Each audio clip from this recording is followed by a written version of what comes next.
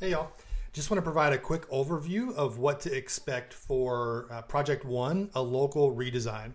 I personally love redesigns. I think it's oftentimes your first step or foot in the door for potential long-term business. At least it was for me in my experience in freelancing. And often is a way for you to show off your skills to a potential client in a before and after redesign. And so I'll just go through the project statement and provide some off the cuff comments of what to expect for Project One. So in this project, I just want to see how you go about thinking through an existing website and redesigning it. Pick a local business that you think needs improved, and then we'll go through a couple of the UX and UI deliverables along the way throughout the different milestones in the upcoming weeks. We're going to be working on mood boards and wireframes, and then ultimately designing some prototypes that we can package together into a presentation to show the entirety of the work that you've done for Project One. If you're already in the course, as I'm recording this on Tuesday, I know many of you are, you'll see a small change from some of the things that you've seen before if you've jumped into the course overview or the course schedule. I've updated the timestamps to be 11:59 p.m. instead of midnight because honestly, sometimes that's confusing for me. Is it midnight on the current day or the next day? And there's a little confusion there. So just wanted to clarify that. And so everything going forward, if it's not updated already, will be updated by the time you're ready to take it. Also, there were timestamps of noon as well. And so I'm going to elongate that a little bit because I know other classes are going on to make any of those noon due dates 5 p.m. Right before a class starts. That way it's in there before our dedicated 5 p.m. time for that day's coursework in Blackboard. And so just a small update that you'll see. And I'll probably reiterate on another video as well once we get into the mood boards project. So in Project One, the local redesign, there are 3 big milestones before we get to the final project package. Milestone number 1 is going to focus on mood boards. And so once you've identified your local business, what's the style? What's the vibe? What's the typography and the textures and patterns photography that you want to show off or to showcase in your new redesign? So we're going to pull those all together in a mood board. Our next milestone is going to be around the idea of wireframes. And so if you're familiar with sketches for a graphic design project or for logos or for a poster, just think of wireframes as the sketches for UI design. And then our third milestone is going to be focused around the actual prototype. So like I've said in a lot of the videos so far in the introductory week, please invest in those demos and demonstrations of Adobe InDesign. Hopefully the quick video we did last week was a good introduction to the video. Howard's video as well is going to be very helpful, part 1 and part 2 of that. Once we get to the third milestone of this project, it's going to be really key that the ins and outs, at least foundationally, of Adobe XD. And of course, then the final project package. So we're going to dive into the specifics around mood boards and wireframes and prototypes as we invest in those individual modules in weeks 2, 3, and 4. But for now, just a high level view, those 3 milestones before we jump into the final project package. I thought it might be helpful to include just a little bit of some examples kind of in this project statement of what is a mood board, a wireframe, and a prototype, just kind of off the bat, so you have some understanding of what to expect throughout the project. And so this, I think, is a great example of a mood board. Mood boards typically contain a few key things: type choices, color choices, photos and illustrations, any type of UI examples or inspiration as well. And I think this mood board has a lot of those, not all of them, but you can see the color palette that they plan on using, some photography that they want to include on the website, some examples down here in the bottom right of some UI examples, maybe for inspiration. They've also included some buttons as well that were just inspirational to them. So a mood board is just your palette of inspiration for your project to give them some guidance. I've personally presented mood boards in freelance projects. It's definitely way better to invest in a mood board than it is to jump straight into user interface design, because you waste too much time jumping into a user interface design if you're having to guess kind of where the client's mindset is at. And so mood boards are great to say, here's what I'm thinking for the project. Does this jive with kind of what you're thinking for a redesign of your digital product? And so mood boards are a great place to start. That's where we'll start with project one. The next milestone is centered around wireframes.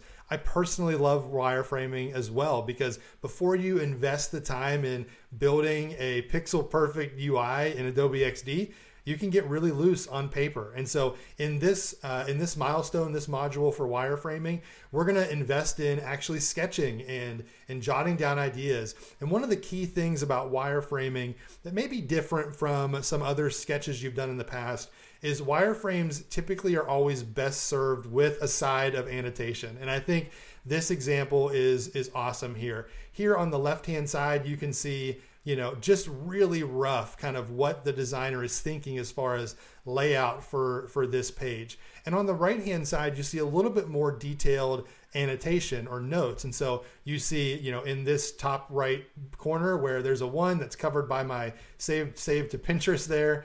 Not sure what happened, but jumping up to the top, but you can see that the logo and tagline they expect to appear in the top right. Number two annotated is navigation with search and subscribe. And so while the designer doesn't invest in drawing out what those actually are, you kind of get enough of a picture to understand with the words what the designer's purpose is or what they're thinking. So we'll invest in wireframes there in milestone number two. The third milestone is prototyping. And so we're the goal for the prototyping milestone is to have a total of six prototypes, 6 screens designed, 3 for desktop and 3 for mobile. There's a term called responsive web design, and that's just a fancy term for saying, a website is going to look a certain way when it's on your laptop and on your desktop, and it's going to respond to the device screen. So it might look slightly different when it's on a tablet or an iPad. It might look a little different when you pull that website up on your phone. And so we're going to look at 3 designs for desktop and 3 designs for mobile as well. You probably pick pages like definitely the home page, maybe an about page, and maybe a contact page. You'll design what that looks like for desktop and then design what those same 3 pages will look like for mobile as well. And like I said, we're going to get into what the specifics of that is and what it means in that individual module for prototyping. Here I've just got an example of actually a project that I've worked on in the past for Kelly Spalding Designs. It's a little boutique here in the downtown of the city that my wife and I live in, and she actually worked for this boutique. And for me as a freelance designer at that time, it was a great opportunity for me to look at what she currently had as a website and propose a redesign. And so here you see on the left-hand side the before, what it looked like, hadn't been updated in a while. And then on the right-hand side, what we ultimately ended up designing as the after, as the next generation of what that website could look like. Focused on the beautiful photography she had, a clear navigation, the opportunity to quickly contact her, where a lot of those things were tough to find and missing on her current site.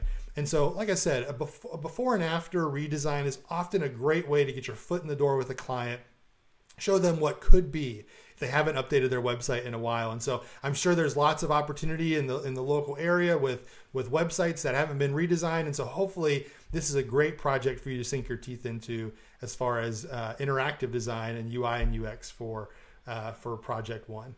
Just to go over the final project package and requirements, typically as interactive designers, as UI, UX designers, you're oftentimes going to have to present your work. It's just a part of the job. And so I want to make sure that y'all have a great grasp of presenting the process, presenting the work that you're doing throughout a specific project to highlight the milestones that you've completed along the way. And so at the end of this, when you submit your project, you'll submit it as a PDF to show the full body of work for project one. I've just included a rough outline. Feel free to add anything here if you'd like, or if you want to go more in depth in one of these, but just thought it'd be great to have a basic skeleton structure of what I would be expecting within that PDF presentation at the very end. A title slide, an introduction, and you can borrow some from the overview here, this project statement. your outcome. So what was your goal in the redesign?